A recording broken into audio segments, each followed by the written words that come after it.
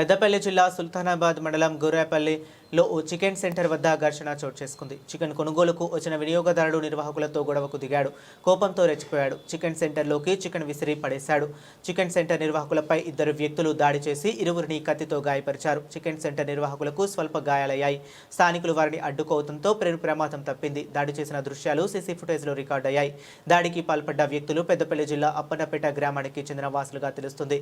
విషయం తెలుసుకున్న పోలీసులు సంఘటనా స్థలానికి వెళ్లి ఆరా తీస్తున్నారు. కేసు నమోదు చేసి దర్యాప్తు చేస్తున్నారు.